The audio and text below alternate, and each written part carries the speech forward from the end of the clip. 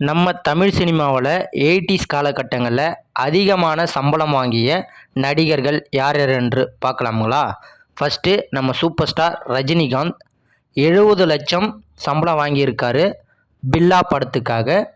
அடுத்து நம்ம சிவாஜி கணேசன் 50 லட்சம் சம்பளம் வாங்கியிருக்காரு.